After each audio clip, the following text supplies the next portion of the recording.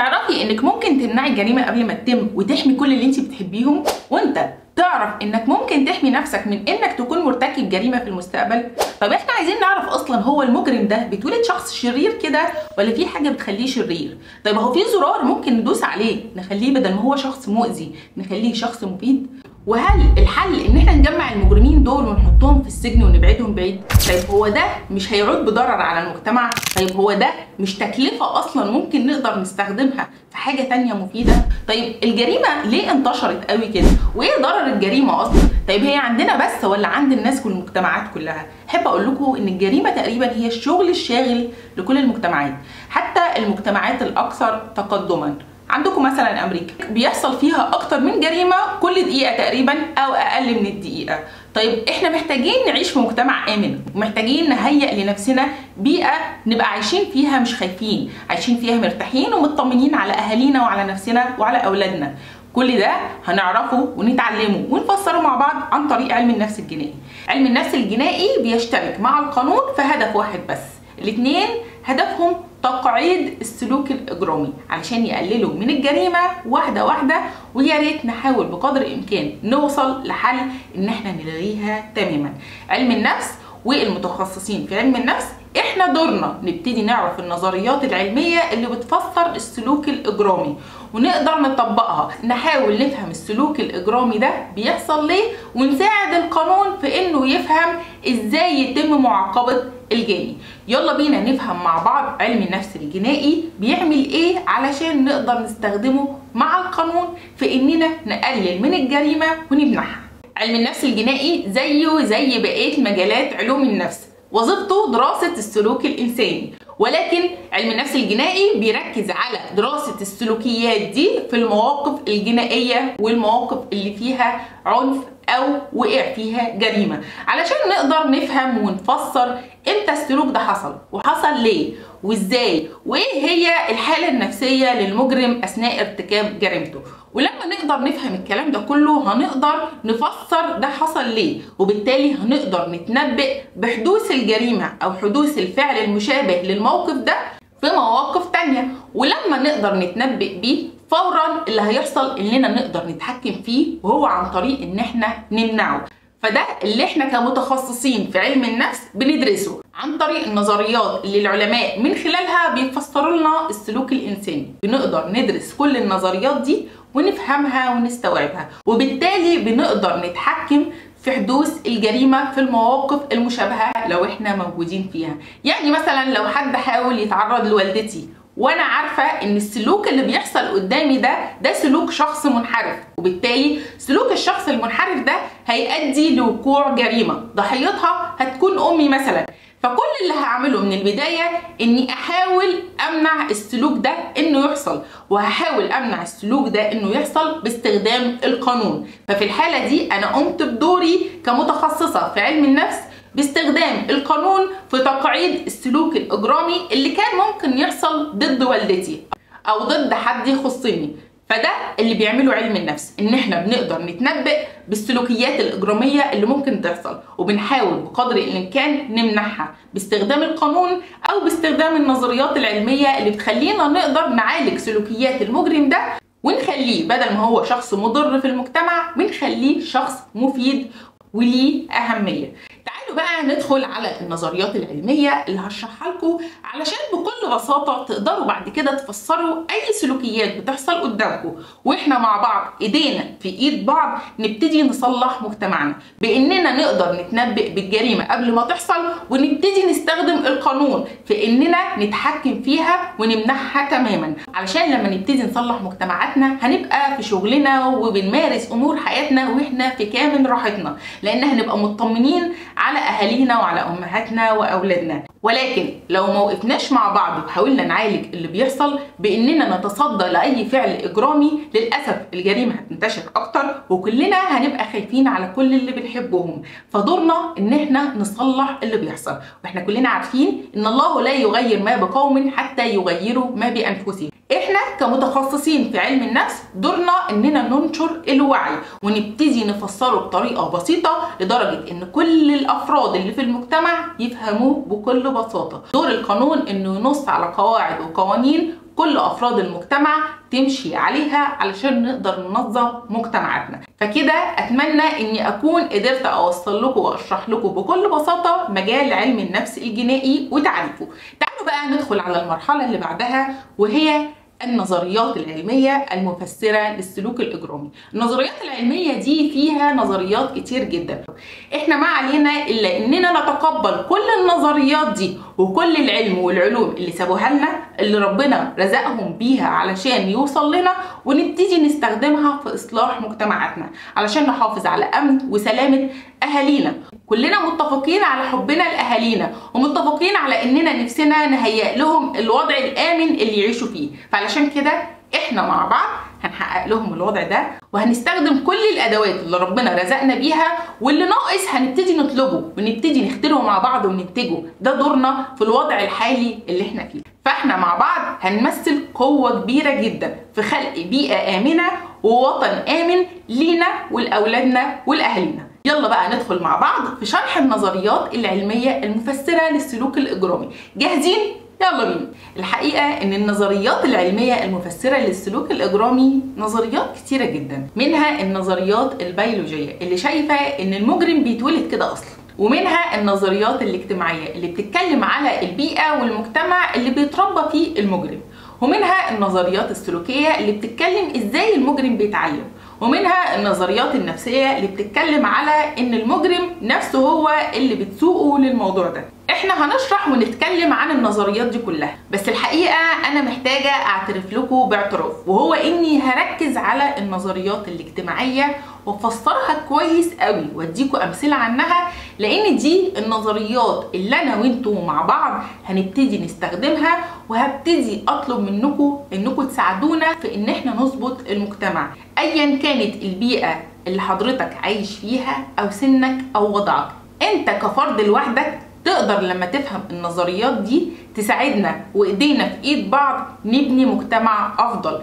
انت كفرد لما افهمك النظريات دي وافهمك ازاي تستخدمها، ابقى انا مطمنة على اهلي وعلى اللي مني، وانت هتبقى مطمن على اهلك وعلى اللي منك. فالنظريات دي اي فرد لو فهمها هيقدر يساعد ويشارك في الاصلاح. فاحنا محتاجين نركز على الحاجة اللي هتخلينا نقدر نشارك في الاصلاح مهما كانت امكانياتنا، مهما كان سننا، ومهما كان وضعنا. فعلشان كده انا يهمني النظريات الاجتماعية، ويهمني ان انا افسرها لكم كويس قوي، لان احنا اللي هنغير كل ده بايدينا. اوعى تستقل بنفسك ولا تستقل بوضعك. انت لوحدك كفرد ايجابي تقدر تاخد قرار انك تشارك، هتقدر تعمل مجهود وتقدر تشارك في الاصلاح. وهبقى انا مطمنه على كل اللي مني، ومطمنه على الناس كلها لو الوعي انتشر، لان لو انا مش موجوده هلاقي اللي يقف ويساعد اللي مني، ولو حضرتك مش موجود هتلاقيني واقفه وبحمي وبساعد اللي منك. احنا مع بعض هنقدر نتكاتف. فانا هبتدي دلوقتي مع حضراتكم اشرح النظريات الاجتماعيه المفسره للسلوك الاجرامي، وازاي نقدر نستخدم نفس النظريات دي لاصلاح ومعالجه الوضع الراهن اللي احنا فيه. فعلشان كده هقول لكم جاهزين؟ يلا بينا. النظريات الاجتماعية بتشترك في بعض الحاجات، منها ان هي بتركز على الاسباب اللي سبقت السلوك الاجرامي، بتحاول تفهم ايه السلوك اللي حصل خلى المجرم يرتكب جريمته. كمان النظريات الاجتماعية بتركز على الخصائص المشتركة ما بين المجرمين دول، يعني ما بتركزش على الفرد بعينه، هي بتركز على الحاجات المشتركة ما بينهم وخلتهم في الاخر يقوموا بالسلوك الاجرامي. وكمان النظريات الاجتماعية شايفة ان الاطفال والراشدين كائنات انسانية اخلاقية في الاساس، يعني هم في الاساس بيحبوا ينفذوا القانون، ما بيحبوش يخترقوا القوانين، ولكن الظروف المحيطة بيهم هي اللي بتؤدي في الاخر ان هم يسلكوا الطريق ده او يقوموا بعمل السلوك الاجرامي. تعالوا بقى مع بعض نشرح اول نظرية من النظريات الاجتماعية المفسرة للسلوك الإجرامي، وهي نظرية الفرص الفارقة. نظرية الفرص الفارقة لكلوارد وأوهلين هما شايفين ان الطبقة العاملة بتحاول تحقق احلامها وطموحاتها زيها زي اي طبقة تانية. يعني مثلا الشاب بيبقى بيحلم ان يكون ليه بيت وعربية ووظيفة كويسة، وبيحلم ان يكون ليه اسرة ويعيش حياة مريحة. يشتغل ويبذل مجهود ويلاقي مقابل المجهود ده في الاخر عائد يخليه يقدر يحقق احلامه وطموحاته. بس في الوقت اللي هو بيحاول يحقق احلامه وطموحاته بطرق مشروعه للاسف بتقابله احباطات وتحديات بتخليه يلجأ لطرق غير مشروعه. يعني مثلا شاب قرر ان هو يذاكر ويدرس ويجتهد علشان يلاقي في الاخر وظيفه كويسه، وبعد ما بذل مجهود في الاخر ما لقاش الوظيفه اللي بيحلم بيها، او ما قدرش يحقق المستوى التعليمي الكافي اللي هو كان بيحلم بيه. هنا بيحصل لهم احباط بسبب التحديات اللي بيلاقوها، وهم شايفين ان في 3 طرق بيمشي فيها الشاب بعد ما بتواجهه الاحباطات دي. اولا الفرع الاجرامي، يعني مثلا هو موجود في البيئه دي فيها تجاره مخدرات او فيها تجاره لشيء غير مشروع، فبيبتدي يتجه ان هو يلجأ للتجارة دي ويبتدي يشتغل فيها، ومن هنا يبتدي يحقق كل أحلامه وطموحاته اللي كان بيحلم بيها وما قدرش يحققها بطرق مشروعة.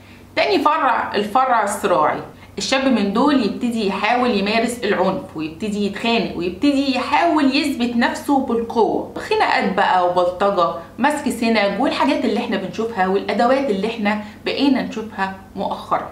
نروح بقى للفرع الثالث وهو الفرع الانسحابي، اللي منه الشاب لا قدر يحقق احلامه بالطرق المشروعه ولا قدر يحقق احلامه بالطرق الغير المشروعه، بيبتدي ينسحب من الواقع سواء عن طريق الهروب او عن طريق الادمان، ودول للاسف اوقات كتير بشوفهم ضحايا. في الحاله دي الادمان برضه بيكون خطر عليه وعلى المجتمع اللي هو فيه، او لو كان دخل في المجال الاجرامي او الصراعي، في كل الاحوال للاسف هو بيكون خطر على نفسه وخطر علينا. فعلشان كده احنا محتاجين مع بعض ندور على حل. من ضمن الحلول دي هي توفير فرص تعليم لكل الفئات، مش بس مقتصر على الفئة اللي معاها فلوس، نحقق لهم احلامهم وطموحاتهم في المستوى التعليمي اللي هم بيحلموا بيه، يبقى عندهم بدل فرصة 2 و3 و4. مش معنى ان شاب او شابة في الثانوية العامة حصل لهم ظرف معين ما قدروش يوصلوا للمجموع اللي هم عايزينه، هنا احلامهم وطموحاتهم تتحطم ومستقبلهم كله يضيع. او شاب وشابة للاسف حصل لهم موقف خلاهم يأجلوا دراستهم بعد الثانوي، وبعد كده حاولوا يكملوا تعليمهم ما لقوش الفرصة المناسبة اللي تخليهم يكملوا تعليمهم، هنا احلامهم وطموحاتهم اللي كانوا بيحلموا يحققوها بالطريق المشروع هتتحطم. فاحنا المطلوب مننا نأمن لهم ونوفر لهم فرصة و2 و3 فرص لما لا نهاية في محاولة انهم يكملوا تعليمهم ويحققوا المستوى التعليمي اللي هم عايزينه. وبعد ما يحققوا المستوى التعليمي تبتدي تتفتح لهم ابواب الوظائف، حتى لو وظيفة بسيطة من البداية، بس مع تطورهم في التعليم ده هيخليهم يتطوروا في الوظائف، هيبتدوا يلاقوا امل يعيشوا علشانه ويبذلوا مجهود علشانه، ووقتها ولا هينسحبوا ولا هيلجأوا لطرق غير مشروعة، بالعكس هيبقوا مواطنين مفيدين كل هدفهم يحققوا احلامهم وطموحاتهم وطرق مشروعة علشان يوصلوا لاهدافهم. احنا محتاجين نستثمر حماس الشباب ونشجعهم ان هم يكملوا تعليمهم. فرد مش قادر يكمل تعليمه بسبب الظروف الاقتصادية اللي بيمر بيها نوفر له تعليم مجاني. حد مش قادر يكمل تعليمه بسبب مرض او بسبب حالة معينة عنده نعمل له تعليم عن بعد، تعليم اونلاين. معظم الدول دلوقتي هدفها الاول الاستثمار في المواطن، الاستثمار في الفرد، لان وحدة بناء المجتمع هو الفرد. لما ابني فرد كويس وفرد واعي وفرد هدفه ان هو يطور من نفسه وانا اساعده ان هو يطور من نفسه، في الحالة دي مجتمعنا مع الوقت هيبقى افضل المجتمعات. فاول حاجة توفير فرص تعليم، توفير فرص عمل، وطبعا لما نوفر لهم فرص تعليم هم هيخلقوا لنفسهم فرص عمل سواء في بيئتهم ودولتهم، او هيحاولوا يطوروا ويروحوا في الدول الخارجية برضو يقدروا يوصلوا لوظائف محترمة تأمن لهم وظائف يقدروا يعيشوا منها حياة كريمة. كمان نوفر لهم مساحات آمنة للشباب، مراكز شباب يقدروا يمارسوا فيها الرياضة بعيدا عن العنف والصراعات اللي بتحصل في الشوارع والحواري. نحاول بقدر الإمكان نخرج طاقتهم في المكان الصح. كمان نظهر لهم القدوة اللي يحبوها ويقدروا يمشوا وراها، ونلغي بقى فكرة البلطجة والبطل اللي بيطلع في المسلسلات ودايما بيكسب في الآخر بعد ما بيستولى على فلوس كتير من طرق غير مشروعة، ونفضل نمجد فيه عن طريق المسلسل 30 حلقة أو الفيلم اللي بيقعد ساعتين. ما جيش انا بقى بعد ما الشاب او الشابه فضلوا يتفرجوا 30 حلقه على عمل بطولي لبلطجي كل اللي بيعمله ان عمال يبلطج على ده ويسرق ويخطف ويعمل اعمال كلها اجرام واعمال كلها مشبوهه، واجي اطلب بقى من الشاب او الشابه او المتلقي ان هو ما يسلكش نفس السلوك او ما يعملش نفس العمايل الاجراميه. بالعكس انا كده هبقى بظلمه، هو هيبقى شايف ان انا عدوه ليه، لان هو شايف البلطجي قعد 30 حلقه يمارس بلطجته وفي الاخر طلع كسبان. هاجي انا بقى امنعه من المكسب اللي هو بيحاول يوصل له زي المكسب اللي وصل له البلطجي، هبقى انا كده عدوته. فهنا مش هعرف اقنعه، لان هو شاف بعينه ودخل جوه عقله ان البلطجي والاعمال الغير مشروعه هي اللي وصلت البطل للهدف. فمحتاجين نستخدم الفن لهدفه الحقيقي، هدفه اللي المفروض يعمل اصلاح في المجتمع. محتاجين اوري لهم ازاي البطل بيكون مجتهد، ازاي البطل بيحاول يبذل مجهود علشان يوصل للهدف اللي هو عايزه، ازاي البطل بتتحط قدامه تحديات تخليه يمشي في طرق غير مشروعه بس في الاخر هو بيتغلب على نفسه ويبتدي يمشي في الطرق المشروعه وفي الاخر بيوصل لهدفه. محتاجين نغير الفن اللي موجود دلوقتي. الفن ما بقاش فن، الفن بقى أداة بتهد مجتمع. بدل ما نقدر نستخدمه في اننا نعمل اصلاح للمجتمع ونبني المجتمع ونحمس ونحفز الشباب ان هم يكونوا منتجين، احنا بقينا بنستخدمه للاسف علشان يبقى هو الاداه اللي بتهد الدول.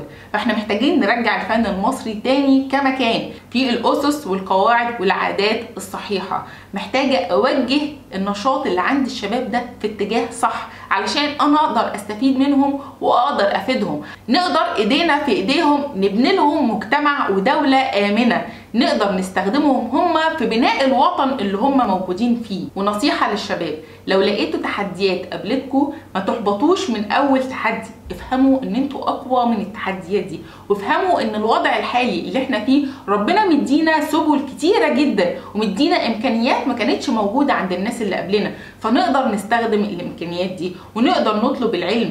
اي مهاره او اي طريق حابب تمشي فيه وتتعلمه دلوقتي تقدر تفتح اليوتيوب وتتعلمه مجانا من غير اي فلوس، من غير ما تبذل اي مجهود، من غير ما تروح في حته. تقدر توفر ساعه او ساعتين بعد شغلك او قبل شغلك تدرس حاجه جديده، تبتدي تطور من نفسك وتنمي من مهاراتك.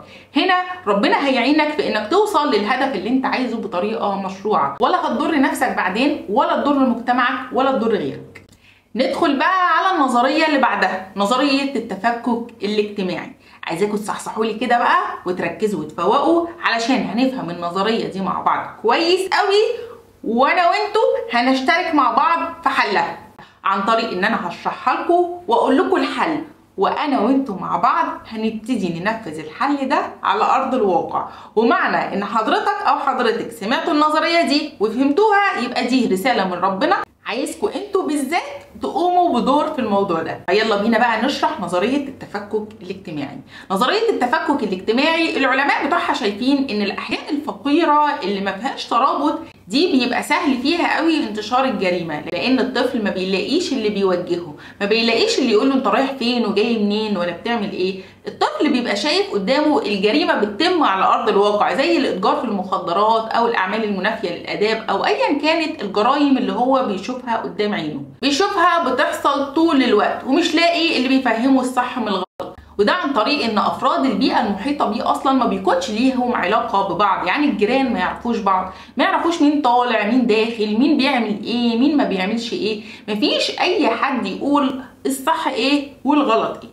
فهم شايفين ان البيئه العشوائيه اللي كلها فقر، ما فيهاش مدارس، ما فيهاش اي حد بيعلم الصح من الغلط، شايفين ان دي بيئه خصبه علشان تنمو فيها الجريمه وتتوسع وتنتشر. العلماء دول لما ركزوا في دراساتهم وابحاثهم في الاماكن العشوائيه دي شافوا ان المكان هو السبب، لان شافوا ان الناس بتتغير كل فتره والتانيه، ولكن ما زالت نفس الاحداث اللي بتحصل في الاماكن دي برضه مستمره، يعني الجريمه برضه بتنتشر. الناس اللي فيها بيتغيروا مع الوقت بس بترجع الجريمة تاني مع الناس الجديدة بتنتشر. علشان كده بعضهم شايف ان الاماكن هي المسببة في انتشار الجريمة. احنا في مصر الدولة الحقيقة في الفترة الاخيرة بدأت تقوم باجراءات مهمة قوي، وهي انها خلت اماكن كانت بالمنظر ده نقلت الناس اللي فيها ودتهم لاماكن تانية بالمنظر ده. وعلشان كده احنا محتاجين نشيد بدور الدولة في الموضوع ده. بس هل الحل ده هو الحل الوحيد؟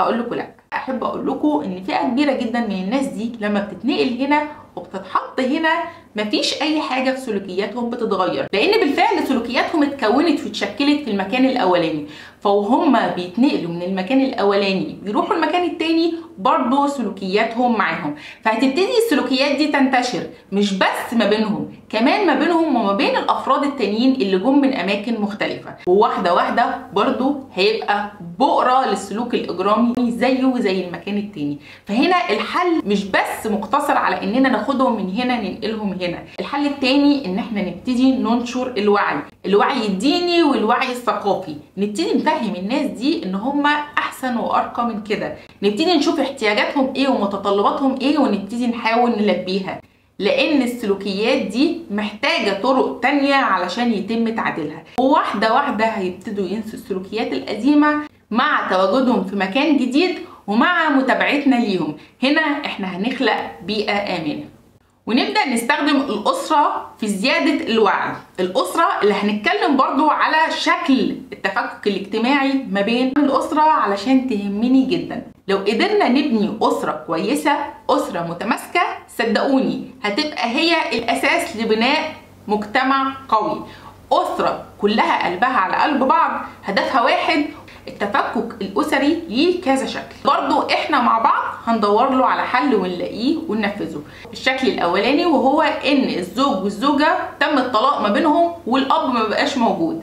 الشكل الثاني الاب والام موجودين ومش موجودين، الام ملبوخه في المطبخ طول الوقت، وبعد ما بتخلص المطبخ بتروح تقعد في النادي او تقعد قدام البيت مع الاهل والاصدقاء والاحباب، والاب فاهم انه دوره بس يجيب فلوس ونسي ان دوره يكون اب. في حاجة مهمة حابة ألفت نظركم ليها قبل ما نتكلم في الموضوع ده. لو جينا ركزنا مع بعض كده في بقية الكائنات الحية اللي ربنا خلقها، هنلاقي ان معظمها الطفل او البيبي اول ما بيتولد بيقدر يعتمد على نفسه، بتلاقيه قام وقف على رجله، ولو الام والاب مش موجودين بيقدر ياكل ويشرب ويقدر يعيش. الا الانسان لو اتولد ومحدش قام برعايته للأسف احنا عارفين مصيره هيبقى ايه. ومن هنا نقدر نفهم ان ربنا ليه حكمة في ده، ليه حكمة انه بيفهمنا ان احنا كبشر لازم نهتم بالمخلوق الجديد اللي ربنا رزقنا بيه سواء اب او ام. وهنا لازم نفهم ان احنا الاتنين لازم نبقى متفقين ان ده امانة عندنا، فاحنا الاتنين محتاجين نتفق مع بعض على تربيته، واحنا الاتنين محتاجين نقسم ادوارنا ونبقى احنا الاتنين متواجدين في حياته، ولا انت دورك تقفي في المطبخ بس ولا انت دورك تجيب فلوس بس، لان انتوا الاتنين لما بتقوموا بدوركم بالشكل ده بيبقى فيه احتياجات نفسيه عند البيبي وعند المخلوق الجديد انتوا مش واخدين بالكم منها، ومن هنا بيبقى فيه التفكك الوظيفي للاسره، ومن هنا بيبقى سهل جدا ان البيبي الجديد لما يكبر يتعلم سلوكيات اجراميه، ومن هنا بنلوم الاب والام، ومحتاجين القانون ينص على قواعد وعقوبات للاب والام المهملين، علشان الاب والام اللي بالشكل ده لو عرفوا ان هم هيتعاقبوا هيبتدوا يصلحوا من نفسهم ويبتدوا يلجأوا للمتخصصين علشان يفهموهم ازاي يقوموا برعاية المخلوق الجديد، او لو هم مش اهل لرعاية كائن جديد من الاول ما يخلفوش، ومن الاول ما يظلموش مخلوق جديد هيتحاسبوا عليه قدام ربنا. حل التفكك الاجتماعي في ايدينا، وهو اننا نقوي الروابط الاجتماعيه. كل شارع وكل حي يبتدوا الجيران يعرفوا بعض، يبتدوا يعملوا انشطه ترفيهيه لكل افراد الشارع، الشباب يعملوا لهم دورات كوره، يبتدوا يعلموهم ازاي يهتموا ويعتنوا بالشارع، يزينوا الشارع بحاجات هم عاملينها بايديهم، يبتدوا يشتغلوا مع بعض على نظافه شارعهم ويبتدوا يهيئوه ويرتبوه بالنظام اللي هم عايزينه، يبتدوا يعملوا مع بعض قعدات شهريه او اسبوعيه، الناس الكبيره تبتدي تحتوي الاطفال والشباب الصغيرين، يبتدوا يفهموا احتياجاتهم ومتطلباتهم ويبتدوا يتكلموا معاهم ويفهموهم ويوجهوهم للصح من غير انتقاد، من غير ما يحسسوهم ان هم مش فاهمين حاجه، بالعكس لازم نصاحبهم ونحبهم ونلعب معاهم ونحتويهم، لازم احنا ننزل لمستوى تفكيرهم ومستوى سنهم، لان ده دورنا كاهالي. بالنسبه للاسره نبتدي نعمل حملات توعيه للمتزوجين، نبتدي نعمل حملات توعيه للافراد البنات والشباب قبل ما يتجوزوا، لازم يفهموا يعني ايه جواز ويفهموا المسؤوليه اللي هتبقى عليهم، والبنوته تفهم انها ما بتتجوزش علشان تلاقي اللي يخرجها ويلبسها ويفسحها، وانها لو اتجوزت علشان تلاقي الحاجات دي في بيت جوزها اول ما هتتجوز هتتصدم بالواقع والمسؤوليه اللي هتلاقيها قدامها. والشاب لازم يفهم ان هو هيكون مسؤول عن البيت، يعني لازم يكون مدرب نفسه كويس قوي على التحكم في اعصابه، وكمان يكون عنده القدرة على إدارة المواقف اللي هتقابله بعد الجواز، وكمان يكون قد مسؤولية الجواز بعيدا عن مساعدة بابا وماما، لأن بابا وماما مش هيكونوا موجودين طول العمر. فاحنا محتاجين نأهلهم وندربهم كويس قوي على انهم يبقوا فاهمين الأدوار اللي هيقوموا بيها بعد الجواز، لأن دوره كفرد من أفراد أسرة في بيت بابا وماما هما اللي مسؤولين عن كل حاجة، غير دوره في بيت الزوجية، هو المسؤول عن أمان واستقرار البيت ده. فاحنا لازم نعمل لهم حملات توعية علشان تفهمهم أدوارهم وندربهم على الأدوار دي، هل هيكونوا قادرين يقوموا بيها ولا هيبقوا محتاجين شوية تدريب زيادة قبل ما يتجوزوا، علشان اول ما ربنا يرزقهم بالاطفال يكونوا هم جاهزين ومؤهلين ان هم يرعوه وياخدوا بالهم منه، علشان هم هيتسألوا عنه قدام ربنا. ومن هنا هنقدر نتغلب على التفكك الاجتماعي. بتقوية الروابط الاجتماعية هنقدر ننشئ جيل محترم، جيل فاهم الصح من الغلط، جيل هيبقى شايف الغلط ويبعد عنه ويروح يقول انا عندي بديل صح. وكده في الفيديو ده شرحنا تعريف علم النفس الجنائي، وشرحنا مجموعة من النظريات العلمية المفسرة للسلوك الإجرامي. في الفيديو الجاي هنكمل مع بعض النظريات العلمية المفسرة للسلوك الإجرامي. ما تنسوش تعملوا لايك وشير للفيديو ده لو حسيتوا ان هو ممكن يفيد حد تاني، وما تنسوش تشتركوا عندي، واشوفكم الفيديو الجاي ان شاء الله. دمتم بخير، كنت معاكم اسماء حسين، باي باي.